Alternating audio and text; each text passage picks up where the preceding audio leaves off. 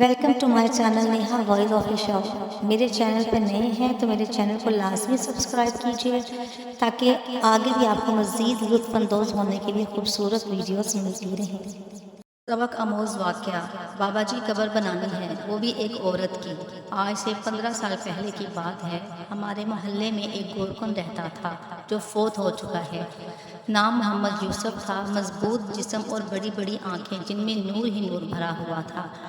ईमान इसके चेहरे से झलकता था। बारिश चेहरा इसकी एक ही रूटीन थी, सुबह घर से निकलता और शाम को कब्रिस्तान से वापस आता था। हमेशा रास्ते के एक तरफ होकर चलता था और किसी की तरफ बुरी नज़र से नहीं देखता था। एक दिन मोहल्ले की पढ़े लिखे लड़के इकट्ठे हुए और यूसुफ से कहने लगे कि आपकी सारी कब्रिस्तान में ज़िंदगी गुजर गई है, हमें कोई वाक़या सुनाएं। ये सुनकर यूसुफ संजीदा हुआ और लंबी सांस ली और कहने लगा, आज मुझे 27 साल हो गए, मैं कब्रें बना रहा हूँ। मेरे साथ एक ही वाक़या गुजरा है।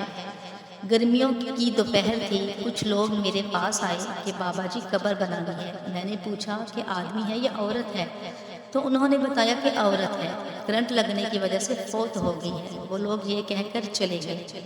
मैं अमूमन अकेला ही कब्र बनाता हूँ। मैंने सख्त गर्मी में कब्र बनाना शुरू कर दी।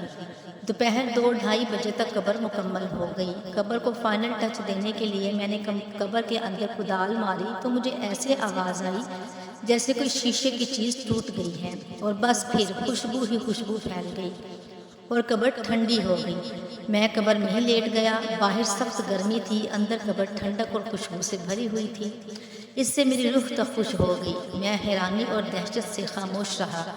मगरिब के बाद जनाजा आ गया। औरत के बुरसा ने इसे दफना दिया और चले गए, मगर मेरे अंदर तजस्सुस भरा हुआ था कि इस औरत की कौन सी नेकी है जो इसको इतना बड़ा इनाम मिला है। बातों ही बातों में मैंने मालूम कर लिया था कि ये औरत फरीद गेट बहावलपुर के अंदर रहने वाली थी और बिजली के करंट लगने से फौत हो गई है। अबाव अजदाद यहीं के रहने वाले थे। मैं पूछता हुआ फरीद गेट पहुंच गया और औरत के बारे में मालूम किया कि इस औरत का खाविंद कुछ अर्सा पहले फौत हो गया था। वो बेचारा 6-7 साल बीमार रहा। इस औरत ने दिन रात इसकी खिदमत की। खाविंद की शदीद बीमारी के बावजूद इसके साथ बेवफाई नहीं की और दिलो जान से इसकी तीमारदारी करती रही।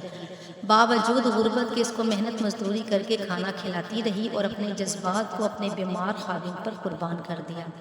जो लोग अल्लाह ताला की रज़ा की खातिर बेलौस इंसानियत की खिदमत करते हैं और अपनी रातें भी अल्लाह की राह में जागते हैं, इन्हीं लोगों के बारे में अल्लाह ताला ने फरमाया है कि मैं ऐसे ऐसे इनामात दूंगा कि जिसको किसी आँख ने देखा और किसी ने तसव्वुर भी नहीं किया होगा। खुश नसीब हैं वो लोग जिनकी कब्रें खुशबू और ठंडक से भरी हुई हैं। दुआ है कि अल्लाह ताला हमें और सब मुसलमानों को बख्श दे और आखिरत में ठंडक अता फरमाए। आमीन।